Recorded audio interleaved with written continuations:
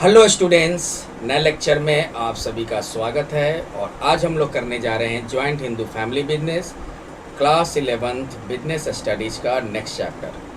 बच्चों, class 11th business studies का playlist बना हुआ है, आप लोग जाकर चेक कर सकते हो और इसके पहले का सारा चैप्टर आप लोग कवर कर सकते हो। तो चलो बच्चों, स्टार्ट करते हैं। चैप्टर का नाम है जॉइंट हिंदू फैमिली बिजनेस और फर्स्ट टॉपिक है meaning of joint Hindu family. सबसे पहले हम लोग जानेंगे जॉइंट हिंदू फैमिली क्या होता है। तो a joint Hindu family also known as a Hindu undivided family, in short HUF, is a legal and social concept in Hindu law.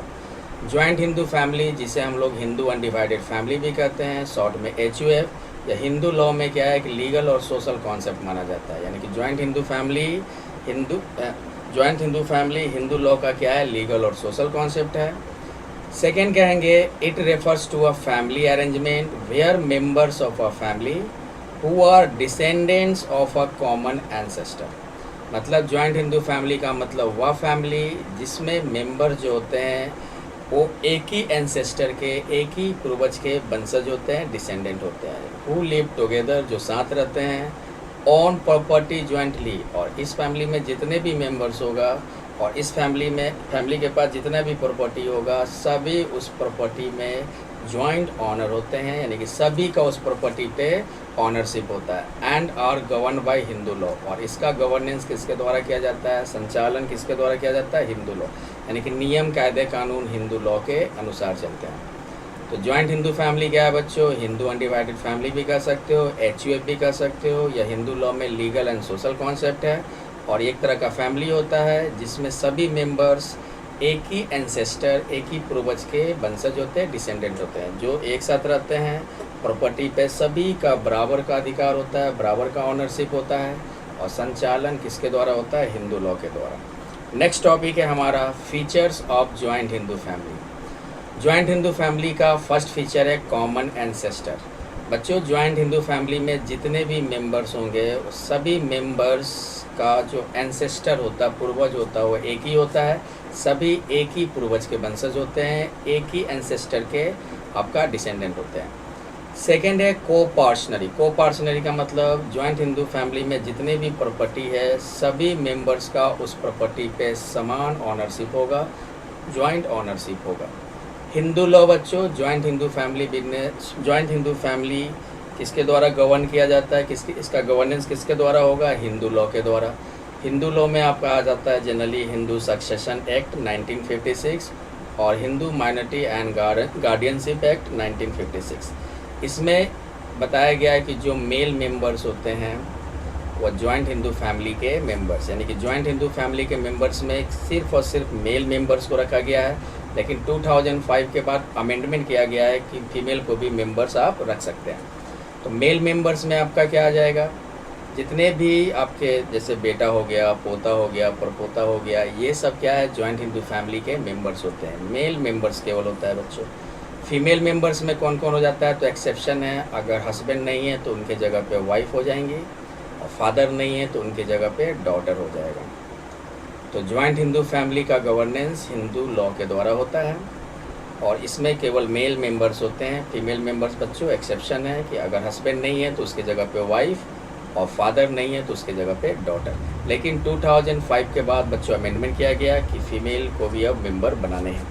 तो ये था बच्चों जॉइंट हिंदू फैमिली का फीचर। कॉमन एंसेस्टर है, सेकेंड क्या है, कोपार्शनरी, थर्ड है आपका हिंदू लॉ। नेक्स्ट हमारा जॉइंट हिंदू फैमिली बिजनेस। बच्चों mind the word, joint Hindu family business अलग डिफिनीशन है, जॉइंट हिंदू फैमिली का अलग डिफिनीशन है। तो हम लोग अभी पढ़ेंगे जॉइंट हिंदू फैमिली बिजनेस कि जॉइंट हिंदू फैमिली बिजनेस क्या होता है। तो एक लाइन तो आप लोग सिंपली लिख सकते हो, वह बिजनेस जिसका संचालन जॉइंट हिंदू फैमिली के द्वारा किया जाता है। यानी कि जॉइंट हिंदू फैमिली के द्वारा जो बिजनेस चलाए जाते हैं, उस बिजनेस को हम लोग क्या कर सकते हैं, जॉइंट हिंदू फैमिली बिजनेस। ये तो हो गया मोटा मोटी। इसका डिफिनीशन अगर प्रॉपर तरीके से देना चाहो तो कैसे दोगे, तो कहेंगे a joint Hindu family business refers to a business owned and management by the members of joint Hindu family. मतलब कि वह बिजनेस जिसका ऑनरशिप किसके पास होता है, जॉइंट हिंदू फैमिली के मेंबर्स के पास, जिसका मैनेजमेंट कौन करता है, जॉइंट हिंदू फैमिली के जो मेंबर्स होते हैं वही मैनेजमेंट करते हैं। बेसिकली क्या होता है, जॉइंट हिंदू फैमिली में जॉइंट हिंदू फैमिली बिजनेस का मैनेजमेंट जो होता है मेंबर्स का जो हेड होता है वो करता है। तो मेंबर्स का जो हेड है वो कौन होगा? तो घर में जो सबसे बड़े हैं, फैमिली में सबसे बड़े हैं, जिन्हें हम लोग कर्ता कहते हैं, कर्ता या हेड। तो जॉइंट हिंदू फैमिली बिजनेस का मतलब वह बिजनेस जिसका मैनेजमेंट फैमिली का जो हेड मेंबर होता है वो करेगा, जैसे कर्ता हो गया।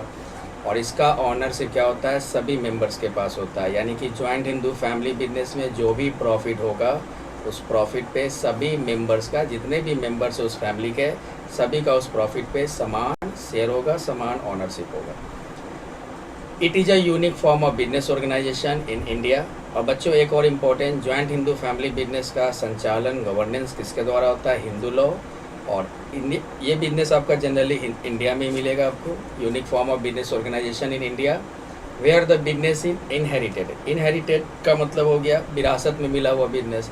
जैसे कोई बच्चा जन्म लेता है, जन्म लेते ही उसको बिजनेस मिल गया, बिजनेस में जो भी प्रॉफिट होगा उसमें इसका भी शेयर बनेगा बच्चों। तो ये basically joint Hindu family system पे चलता है। वह बिजनेस जिसमें जो मेंबर्स होंगे जॉइंट हिंदू फैमिली के होंगे, जिसका ऑनरशिप जॉइंट हिंदू फैमिली का ही मेंबर्स होगा। प्रॉफिट कौन लेता है? जॉइंट हिंदू फैमिली लेता है। मैनेजमेंट कौन करता है? जॉइंट हिंदू फैमिली का मेंबर ही करता है, जो कि बेसिकली क्या होता है? घर के जो हेड होते हैं, जिन्हें हम कर्ता भी कहते हैं। तो ये हो गया बच्चों जॉइंट हिंदू फैमिली बिजनेस का मीनिंग। नेक्स्ट है features of joint Hindu family business. बच्चों जॉइंट हिंदू फैमिली का अलग फीचर है, जॉइंट हिंदू फैमिली बिजनेस, दोनों अलग अलग है बच्चों। आप लोग ध्यान दीजिएगा, जब एग्जाम में क्वेश्चन पूछे तो जॉइंट हिंदू फैमिली के बारे में पूछे तो उसके फैमिली के बारे में लिखना है, और जॉइंट हिंदू फैमिली बिजनेस के बारे में पूछे तो बिजनेस के बारे में लिखना है। तो जॉइंट हिंदू फैमिली बिजनेस का फर्स्ट फीचर है कि इसका ऑपरेशन किसके अकॉर्डिंग होगा? हिंदू लॉ के अकॉर्डिंग। सेकेंड फीचर है कि जॉइंट हिंदू फैमिली बिजनेस का जो मैनेजमेंट होता है घर का जो हेड है वो करेगा, जो कि कर्ता होता है।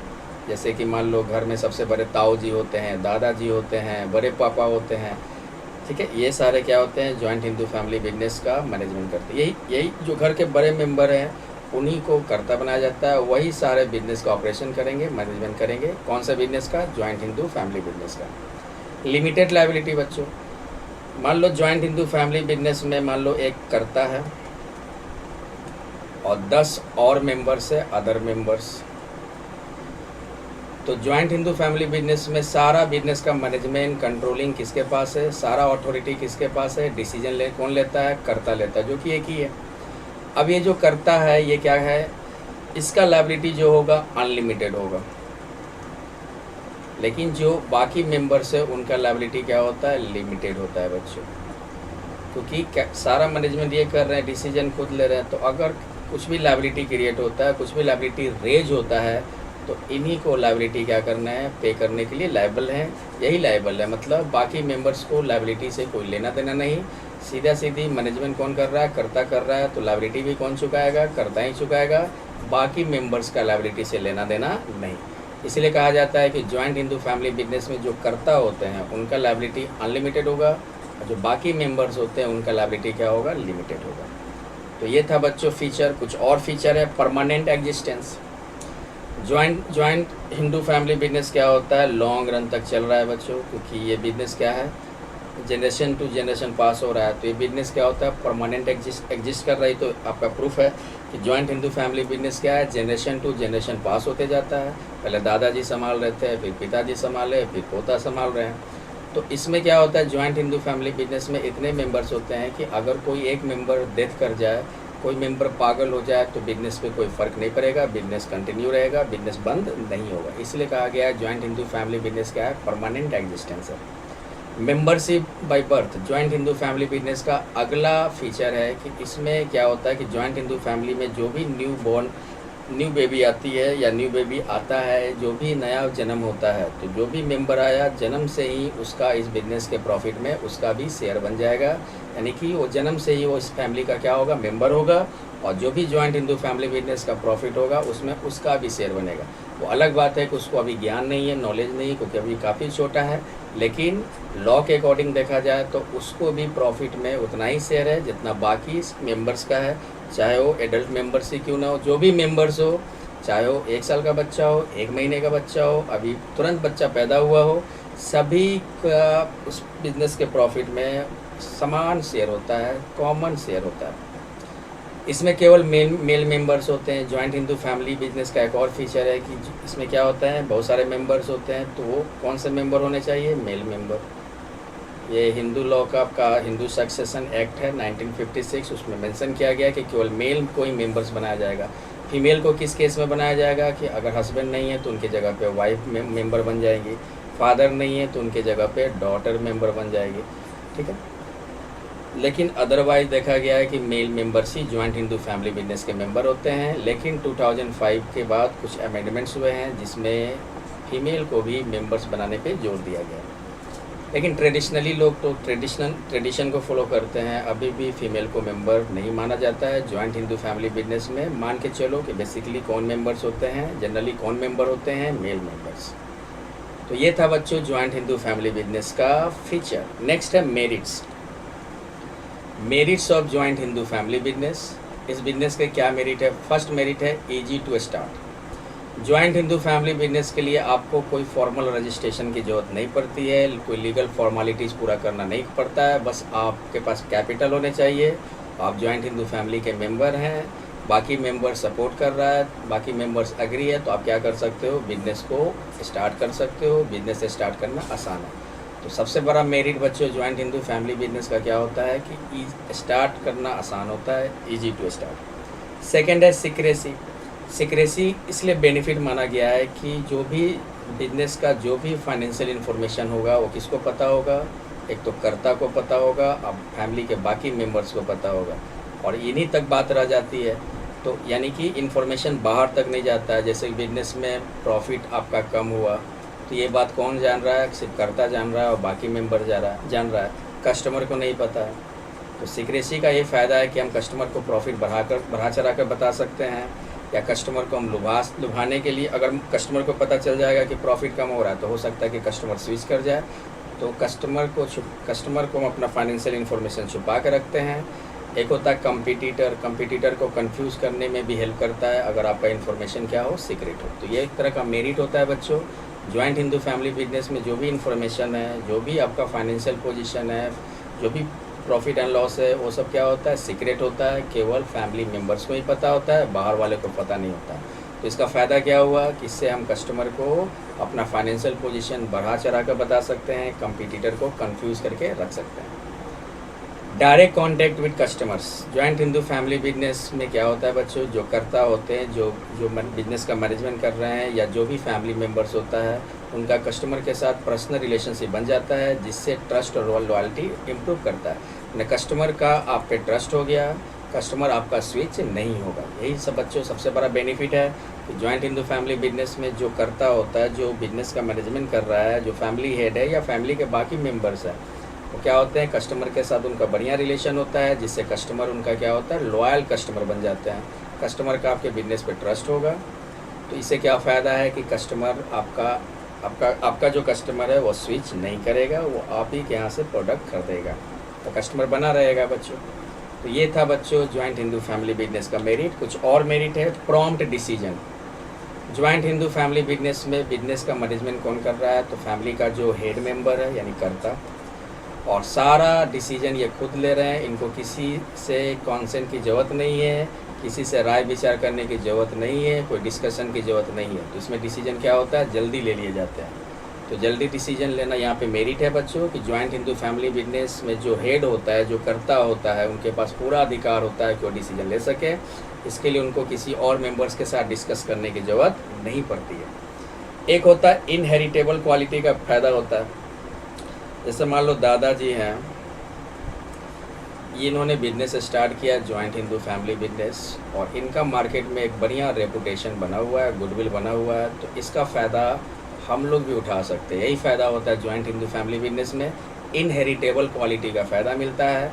दादाजी इतना नाम कमा के चले गए हैं कि इतना नाम कमा लिए हैं कि अभी तक कस्टमर हमारा लॉयल बना हुआ है, अभी तक कस्टमर का हम पे ट्रस्ट है।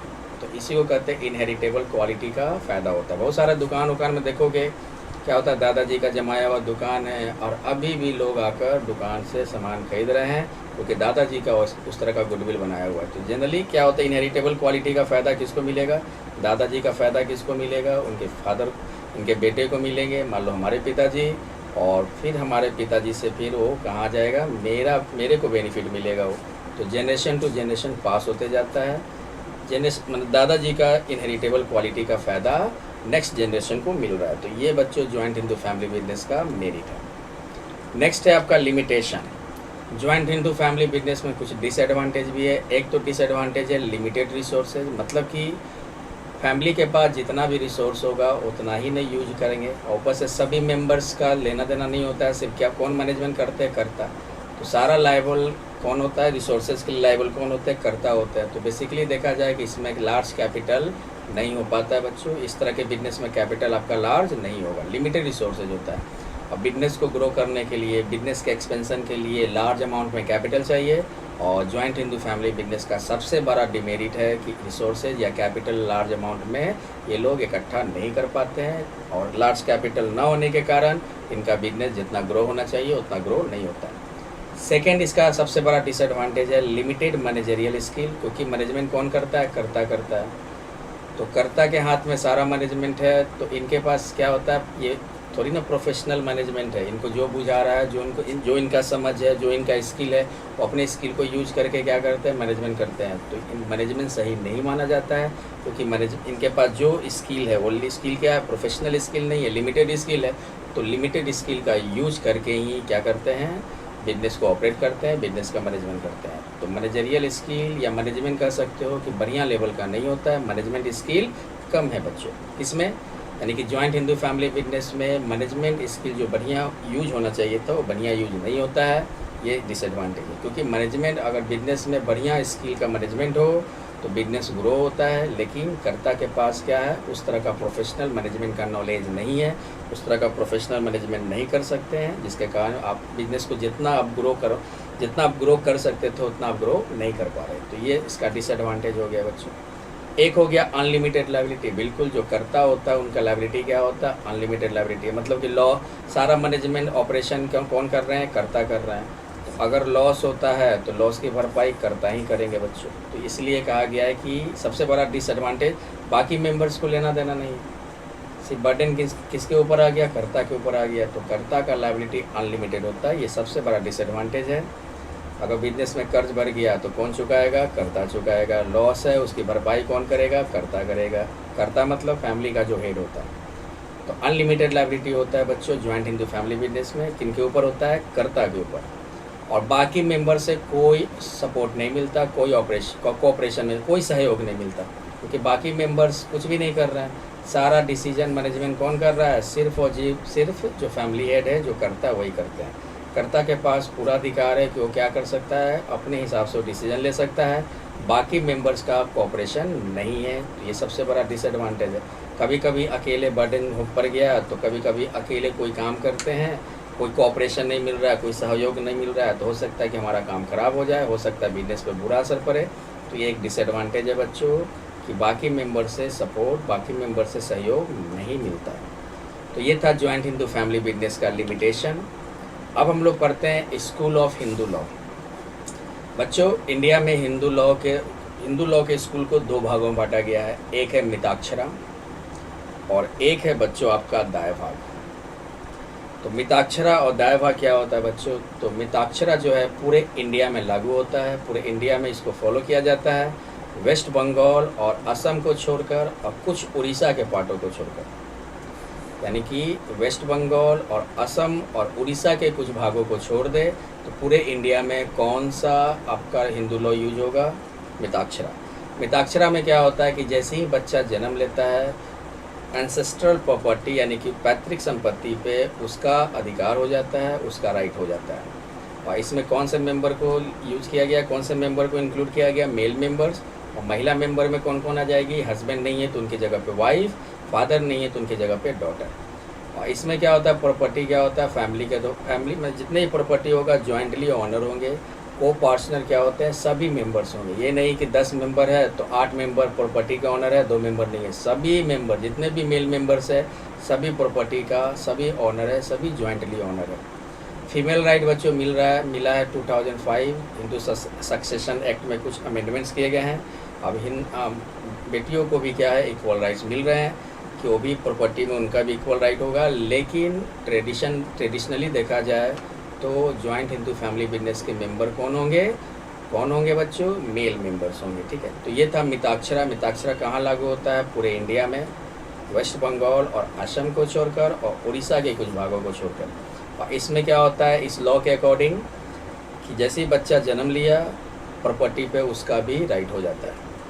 नेक्स्ट है दाय भाग बच्चों क्या है? ये दाय भाग वेस्ट बंगाल और असम में लागू होगा और साथ में उड़ीसा के कुछ भागों में भी लागू होगा। यानी कि मिताक्षरा जहाँ जहाँ लागू है वहाँ दाय भाग लागू नहीं है, जहाँ जहाँ दाय भाग लागू है वहाँ मिताक्षरा लागू नहीं है। बिहार में बच्चों मिताक्षरा है, लेकिन वेस्ट बंगाल, असम, उड़ीसा के कुछ भागों में क्या है? दाय भाग। इसमें क्या होता है कि जब तक फादर जीवित हैं बेटा का प्रॉपर्टी पे ऑनरशिप नहीं होगा, बेटा का प्रॉपर्टी पे कोई राइट नहीं होगा। बेटा का प्रॉपर्टी पे या जो भी बच्चा जन्म लेता है, जो भी मेंबर्स होते हैं उनका प्रॉपर्टी पे तभी राइट होगा जब फादर का डेथ हो जाए बच्चों। जबकि मिताक्षरा में क्या था कि बच्चा जन्म लेते ही कोई भी मेंबर जैसे ही जन्म लेता है प्रॉपर्टी पे उसका भी इक्वल राइट हो जाता है। लेकिन दाय भाग में ऐसा नहीं है, जब तक फादर जिंदा है प्रॉपर्टी पे उस बच्चे का, उस मेंबर का कोई ऑनरशिप नहीं होगा, कोई राइट नहीं होगा। लेकिन फादर के डेथ के बाद क्या होगा? प्रॉपर्टी पे उसका अधिकार हो जाता है बच्चों। तो ये सब चीज़ें हैं आपके, इसमें भी सेम चीज़ है आपका। तो जॉइंट हिंदू फैमिली बिजनेस आपका हो गया। इस हिंदू लॉ के स्कूल को दो भागों में बांटा गया है, एक है आपका मिताक्षरा और एक है दाय भाग। तो चलो बच्चों इतना तक देख लो, आपका ये चैप्टर क्या हो गया? कंप्लीट हो गया। अब हम लोग मिलते हैं नेक्स्ट लेक्चर में। वो तब तक आप लोग पढ़ाई करते रहो। उम्मीद करता हूँ कि समझ में आया। कोई बहुत बड़ा रॉकेट साइंस नहीं था बच्चों, सारा कुछ लिखा हुआ है, एक बार रीड कर लोगे, लेक्चर सुन लोगे, याद कर लोगे, बस इतना काफ़ी है इस चैप्टर का। तो उम्मीद करता हूँ कि लेक्चर समझ में आया हो। अगर नहीं समझ में आया तो इसको फिर से रिपीट करके देख लोगे बच्चों। अब हम लोग मिलते हैं नेक्स्ट लेक्चर में। थैंक यू बच्चों।